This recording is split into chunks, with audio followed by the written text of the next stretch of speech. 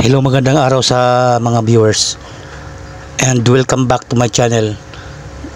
Meron po akong gagawin ngayon na mixer amplifier na ang brand po nito ay FT Star at ang model ay EV733UB, na ang problema po nito ay walang sound dahil nagpo-protect o hindi nagki-click ang relay. Ito po yung harap niya, makikita natin meron siyang master volume at saka may secondary volume at may mga controls na mid, high, low, tsaka yung master volume nandoon yung balance.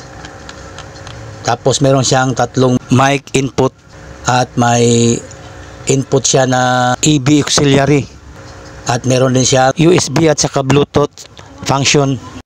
Try muna natin na saksak at i-on para makita natin na may power at saka may display. Ayan, makikita natin meron siyang power at saka display. Ikot naman natin at tingnan natin ang likuran nito para makita natin kung ano ang mga nasa likod. Yan, ito na yung likuran niya at makikita natin yung output. Meron din siyang E&B auxiliary, tapos may effector, tapos may dalawa pang output, record at saka line. Ito naman yung speaker terminals niya.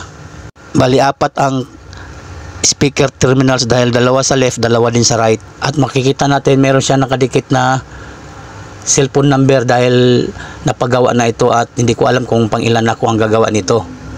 Ayan, tanggal na yung warranty seal dahil nabuksan na siya. At bubuksan natin ngayon para makita natin ang loob. Ayan, bukas na at makikita natin yan po yung board ng main amplifier niya. Meron siyang 8 power transistors. At dito tayo mag-focus dahil hindi nga nagki-click yung relay, nagpo-protect. So suyuri natin yung mga driver at saka bias transistors dyan para mapatino natin. Pero unang-una, tingnan natin ang problema kung saan nanggagaling, sa right channel ba ang may tama or sa left channel. Makukuha natin yan sa pagsusukat ng mga bias voltage. Ito naman yung harap na may takip. Yan yung nandyan yung preamplifiers, nandyan yung tone controls, tsaka yung mga input switch selectors. At saka sa tatlong input may controls. Unang-una natin gawin ay tanggalin natin yung lahat na power transistors, yung 8, para safe at hindi tayo masisiraan. Ayan, natanggal ko na po yung 8 power transistors at isa-isahin ko itong i-test ng malaman natin kung alin yung sira o buo. At ayan yung board, dyan siya nakalagay. Pag okay yan o may makita tayong sira, papalitan natin.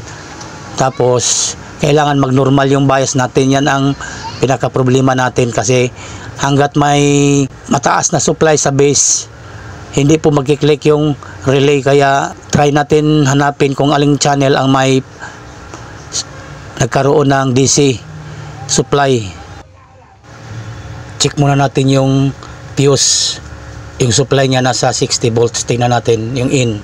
Meron siya 60 volts na in. Tapos sa out naman sa kabilang dulo ng fuse, meron din, so buo yung positive 60 volts na supply. Tapos yung negative naman 60 volts. Meron din siyang negative 60 volts. Sa out naman ng negative 60 sa fuse, meron din siya. So buo na yung fuse at kompleto yung supply na negative, positive 60 volts. Pero yung positive pala, ginampiran ko na lang yan kasi putok pala yan. Kaya akala ko may sira na power transistors. Yun pala okay lahat. Swerte naman at walang nasibak na power transistors. Ngayon naman, iniisa-isa kong check yung supply ng power transistor sa may collector, yung gitna na pin. Yung C5200, meron supply yan na 60 volts positive. Tapos yung A1943 ay may supply na negative 60 volts. Ganon din sa kabilang channels, may dalawang C5200 at saka dalawang A1943. Ayan, kompleto naman lahat yung supply. Ayan, kompleto, lang problema sa supply. So proceed tayo sa base. Sa base naman tayo magsusukat ngayon ng voltahe. At ang masusukat natin yan ay yan yung bias voltage. Lahat ng base susukatan natin. Bali, 8 yan na power transistors. Check natin kung normal ba lang supply. Dapat mga 0.2 to 0.5 lang kadalasan. Pero mas mababa, 0.2 mas maganda. Ayan, meron akong nasukat na mataas sa base. Oh. Ibig sabihin, mayroong problema tayo dito. Dapat mga ano lang masusukat natin dyan. Mga kadalasan 0.5 or 0.4 volts. Pero may nasukat akong negative 58 volts. Mukhang ito yata yung left channel. Hindi ko pa na-trace. Titingnan ko mamaya, pero dito may problema tayo. Dahil mataas yung nakukuha nating reading sa mga base ng power transistors. Kaya nag-protect yung relay at ayaw mag-click. At wala rin tayong sound sa speaker terminals. Kaya hindi ito tumutunog. At dito tayo mag-focus. Susuyurin natin yung bias at saka driver transistors. Ang nasusukat ko ngayon na positive 57 volts ay sa base ng A1943 na isang PNP transistors. Tapos yung C5200 ay NPN transistor. Pares po yan, bali dalawang NPN at saka dalawang PNP. Bawat channels sa left at saka right.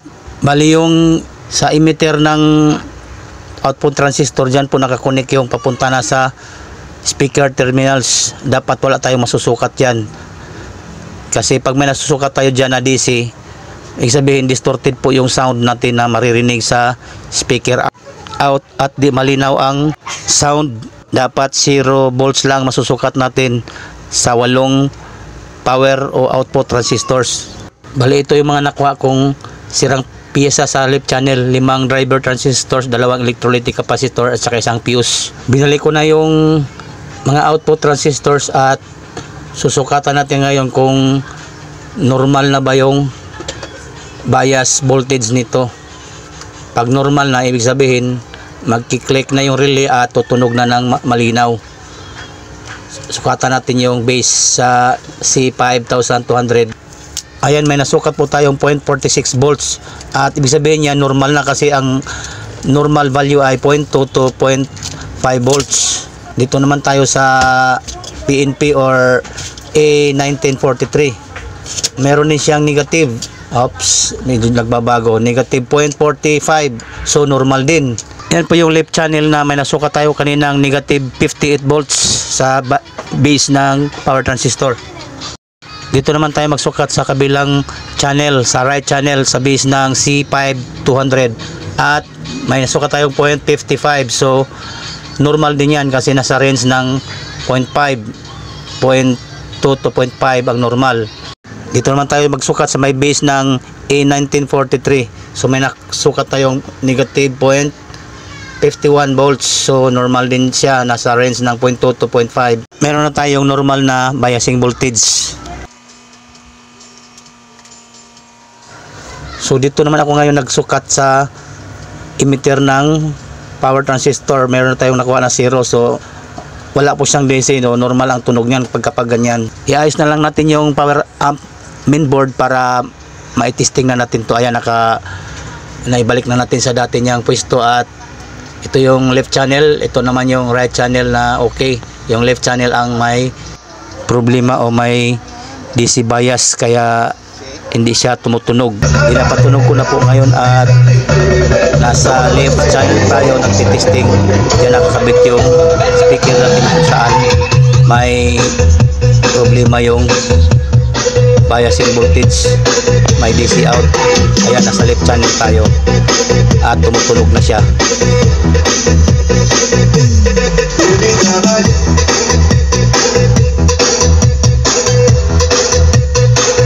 Ngayon sa right channel naman tayo mag testing at nilipat ko na yung wire na pula sa right channel. Ayan, makikita natin yung letter R.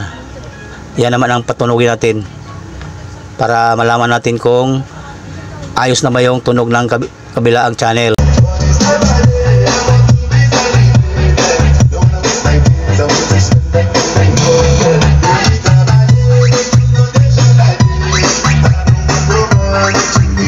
Ayan, na-solve na po natin ang problema nito guys na ayaw tumunog.